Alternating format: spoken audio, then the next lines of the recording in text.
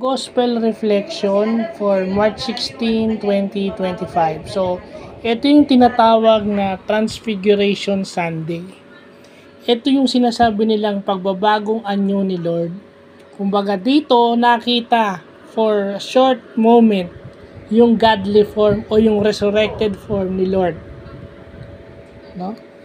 So, ano yun, di ba? Alam naman natin yun, umakyat siya sa Mount Tabor. Di ba? It signifies kasi nung time ni Lord o nung ancient Jews na pag umakit ka sa bundok, it is there you would see God's presence. Yun yun.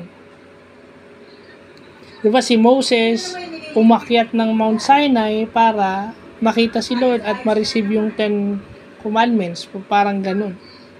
No?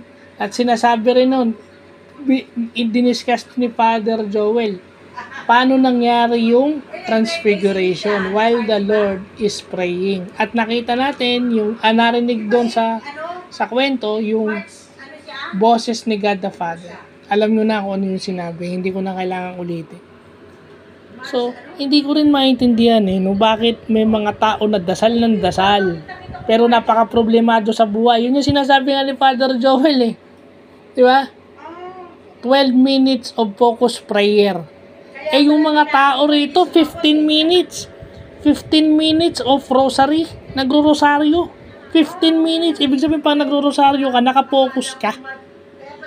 At merong nagbabasa ng Divine Mercy Chaplet. Pero napaka-problemado sa buhay. May mga time na problemado sila sa buhay. Yun ang hindi ko maintindihan.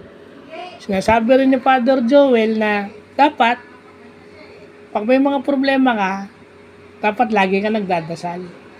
Kasi yung prayer always makes you a positive person. May kinuwento nga si Father Joel Gatos na nung buhay pa raw si Mother Teresa, pang nagdadasal siya, nag-glow yung mukha niya. So, yun lang ang gusto nating iwan dyan.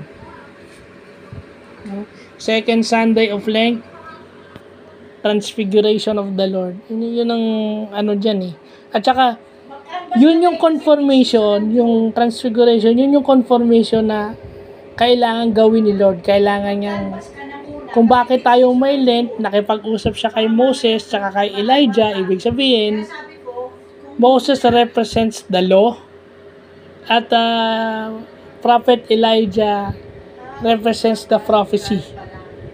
So, kailangan, yun yung sinasabi na mangyayari yung propesya. Tutuparin mo yung propesya. So, yun yung ibig sabihin nun. So, yun lang yung gospel reflection natin ngayon. So, yun lang po.